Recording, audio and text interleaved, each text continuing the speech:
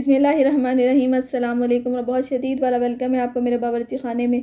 और इस दुआ और उम्मीद के साथ कि मुझे देखने और सुनने वाले जहाँ भी होंगे बिल्कुल खैरियत से होंगे इंशाअल्लाह। और आज हमारे बावर्ची खाने में बन रही है बासी रोटी है, बची हुई रोटी से ज़बरदस्त किस्म के स्नैक्स। और इसके बाद आप लोग जानबूझ के रोटी बचाया करेंगे, बच्चे आपको खा करिए बार बार ये बनाने के लिए, क्योंकि ये बनेंगे ही बहुत ज़बरदस्त। यहाँ मैंने ले ली थी धो, या आपके पास एक रोटी है तो आप उसी हिसाब से बना लें अपने स्नैक्स। और हाँ, ये आप सिर्फ बासी नहीं ताज़ा रोटी से भी बना सकते हैं, क्योंकि ये बनेंगे ही इतने ज़बरदस्त। आप जो ब्रेड क्रम्स और इस तरह की चीज़ें आपको लगाने की ज़रूरत ही नहीं पड़ेगी। तो यहाँ पे मैंने रोटी को कर लिया था रोल, और नाइफ़ से या आप सीज़र यानी कैंची से भी इसकी कटिंग कर सकते हैं, लेकिन इसकी लेयर्स होनी बारीक चाहिए, बहुत ज़्यादा मोटी लेयर्स नहीं करनी। और अगर कोई लेयर लंबी है उसमें लेंथ में, तो आप उसको दरमियान में से भी कटिंग कर सकते हैं। इसके लिए आप बासी ही नहीं ताज़ा रोटी भी यूज़ कर सकते हैं। असल में जब ये इसमें कोट करके लगाएंगे तो आप ब्रेड क्रम्ब से ज़्यादा इसकी ज़बरदस्त टेस्ट होगा और ज़बरदस्त किस्म का इसका टर्न आउट होगा। और फिर यहाँ पे थोड़ा सा नमक डाल दिया मैंने इन लेयर्स में रोटी की, और थोड़ी सी इसमें जाएंगी मिर्चें, और थोड़ा सा पानी का छींटा डाल के इसको कर देंगे मिक्स, इसलिए कि एक तो ये जो नमक मिर्चें हमने डाली हैं वो अच्छी तरह से इसके अंदर मिक्स हो जाएंगी, और दूसरा थोड़ा सा रोटी गीली हो जाएगी, तो जब हम ये स्नैक्स बनाएंगे तो उसके साथ अच्छी तरह से चिपक जाएगी। यहाँ हमने 2 या 3 आलू ले लेने हैं, या आप अगर ज़्यादा बनाने चाहें तो आप ज़्यादा ले सकते हैं। फिर उसी हिसाब से आप रोटियाँ भी होनी चाहिए आपकी। और इनको मैंने कर लिया था बॉयल धो के, और फिर इनको मैश कर लेंगे। और यहाँ ये मसाले हैं, नमक है, मिर्ची हैं थोड़ी सी, और धनिया है साबुत मैंने हल्का सा पीस लिया था, हल्दी है, गरम मसाला है, ज़ीरा है, धनिया है, हरी मिर्च है, और ये पिसा हुआ धनिया है। और साथ एक छोटी प्याज ले लेनी है आपने ऑमलेट कटिंग में।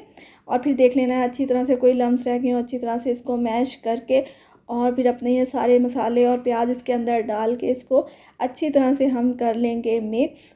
और ये हमारा आलूओं का मिक्सचर तैयार हो जाएगा, जिस पे हमने कोटिंग करनी है अपनी बासी रोटी की या बची हुई रोटी की। और फिर जब इसको फ्राई करेंगे फिर आप देखेंगे कितना ज़बरदस्त का टर्न आउट होगा। ब्रेड क्रम्स भूल जाएंगे आप लोग, या और भी इस तरह के जो जिससे आप कोटिंग करते हैं। यहाँ मैंने 2 चम्मच ले लिए हैं मैदे के, और उसमें थोड़ा सा डाला है नमक। थोड़ा सा पहले पानी डाल के इसको मिक्स कर लेना है, इसके लम्स ख़त्म कर लेने हैं, और फिर थोड़ा थोड़ा पानी डाल के इसका एक पतला सा बैटर बना लेना है। अच्छा, वैसे मैं बहुत ज़्यादा पतला बैटर भी नहीं बनाती, ताकि कुछ इतना तो हो कि उसके ऊपर ठहर जाए। आप ये कंसिस्टेंसी देख सकते हैं इसकी। और ये है जनाब हमारा आलूओं का मिक्सचर। इसके बना लेने हैं हमने, आप कटलेट शेप दे लें, या आप मैंने रोल शेप दी है, जो आपको बेहतर लगे। आप टिक्की वाली शेप भी दे सकते हैं, या इस तरह से रोल शेप दे लें।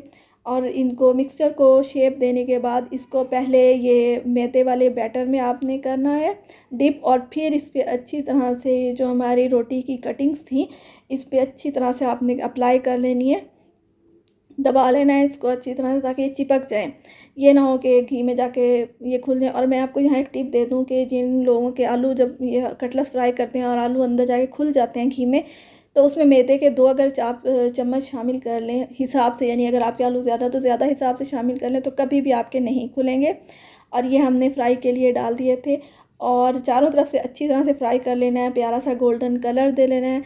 तो तैयार हैं जनाब हमारे ये ज़बरदस्त किस्म के, ये देखें बासी रोटी के स्नैक्स, बची हुई रोटी के स्नैक्स। और आप लोग आपके यकीनन बच्चे स्पेशली ज़रूर बनवाया करेंगे, बार बार बनाया करेंगे।